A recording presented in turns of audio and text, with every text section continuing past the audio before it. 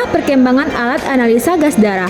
Alat analisa gas darah atau blood gas analyzer adalah perangkat medis yang digunakan untuk mengukur parameter penting dalam darah, seperti pH, tekanan oksigen atau PO2, tekanan karbon dioksida atau PCO2, dan elektrolit. Alat ini berkembang seiring dengan kemajuan teknologi dan kebutuhan medis. Yang pertama, awal penemuan pada abad ke-20. Pada tahun 1924, teknik pengukuran pH darah pertama kali dikembangkan oleh Hasselbalch. Berdasarkan metode yang menggunakan elektroda kaca, penelitian ini membuka jalan untuk memahami keseimbangan asam basa dalam tubuh manusia. Pada tahun 1950-an, penemuan elektroda Kalk oleh Leland Clark memungkinkan pengukuran tekanan oksigen atau PO2 secara langsung. Elektroda ini menjadi dasar bagi pengembangan analisa gas darah modern. Yang kedua, perkembangan alat analisa gas darah. Pada tahun 1960-an, alat analisa gas darah pertama dikembangkan oleh perusahaan medis seperti Radiometer dan Instrumentation Laboratory atau IL. Alat ini mampu mengukur pH, PO2, dan PCO2 secara bersamaan. Pada tahun 1970-an, teknologi mikroprosesor mulai digunakan, memungkinkan analisis data lebih cepat dan akurat. Alat ini juga mencakup pengukuran parameter tambahan seperti saturasi oksigen atau SO2. Pada tahun 1980-an, perkembangan alat portable memungkinkan analisa gas darah dilakukan di luar laboratorium, seperti di unit darurat atau ruang operasi. Di era modern, pada tahun 1990-an hingga sekarang, alat analisa gas darah mulai mengintegrasikan pengukuran elektrolit seperti natrium, kalium, dan kalsium, serta parameter metabolik seperti laktat dan glukosa. Pada tahun 2000-an, alat menjadi semakin kecil, portable, dan user-friendly, dengan layar sentuh dan konektivitas digital untuk integrasi dengan sistem rekam medis elektronik. Alat dan bahan yang digunakan untuk pemeriksaan analisa gas darah dilakukan untuk menguji tanda-tanda vital pada pasien. Analisa gas darah memberikan informasi tentang gas termasuk elektrolit, metabolit, hemoglobin total, CO oksimetri, dan bilirubin neonatal. Alat dan bahan yang digunakan untuk pemeriksaan analisa gas darah yang pertama spit, filter cup, alkohol swab, kain kasa, plaster, dan pengaman jarum. Cara pengambilan sampel. Yang pertama, spit yang digunakan untuk AGD mengandung heparin di dalamnya sebagai antikoagulan dengan konsentrasi 23 IU per mili. Sebelum pengambilan darah arteri, konfirmasi identitas pasien, lalu lakukan uji Allen. Selanjutnya, tentukan lokasi pengambilan sampel, yaitu pada arteri radialis. Kemudian bersihkan lokasi pengambilan darah menggunakan alkohol swab.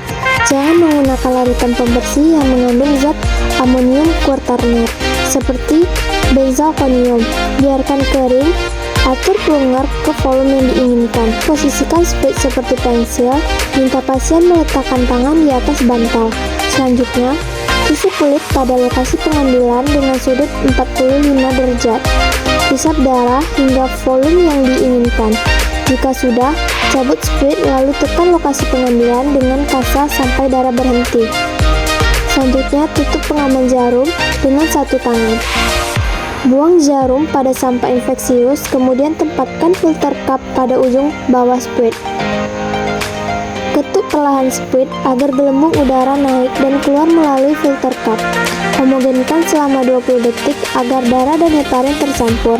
Kemudian beri label identitas pasien pada sprit, lalu segera lakukan pemeriksaan. Komponen pertama, thermal printer, berfungsi untuk mencetak hasil pemeriksaan.